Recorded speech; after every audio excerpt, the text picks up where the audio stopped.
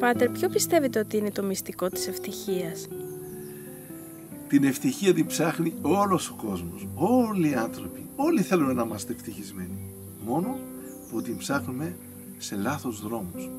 Άλλος νομίζει ότι θα γίνει ευτυχισμένος όταν αποκτήσει χρήματα, άλλος όταν αποκτήσει δόξα, άλλος όταν αποκτήσει οτιδήποτε άλλο που επιθυμεί.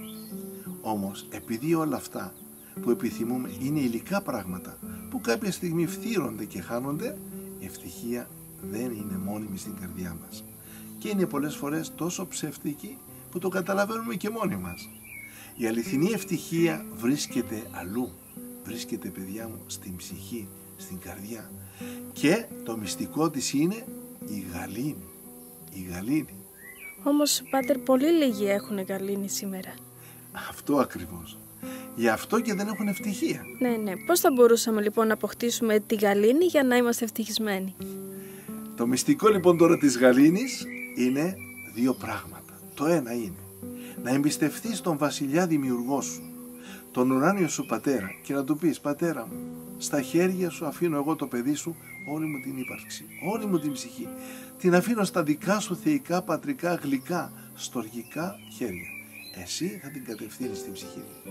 Το παιδί λοιπόν εκείνο που αφήνει την ψυχή του στον ίδιο του τον ουράνιο πατέρα να την κατευθύνει, αυτός έχει γαλήνη, γιατί δεν έχει να νοιαστεί σαν το μικρό παιδί.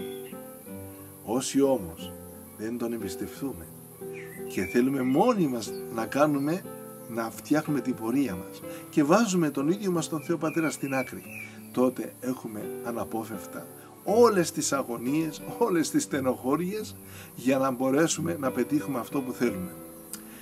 Αυτό είναι το ένα. Εγώ σας εύχομαι πάντως να μην εμπιστεύεστε τον εαυτό σας τόσο πολύ, να εμπιστεύεστε τον Θεό σας με όλη σας τη δύναμη. Το δεύτερο είναι ότι για να έχουμε γαλήνη, αφού έχουμε εμπιστοσύνη στο Θεό Πατέρα μας, τώρα πρέπει να ακούμε το θέλημά Του και να παρακαλάμε συνέχεια να κάνουμε το θέλημά Του. Αυτό που λέμε στο Πάτερ ημών, γεννηθεί το θέλημά σου, είναι το μυστικό της γαλήνης στην ψυχή.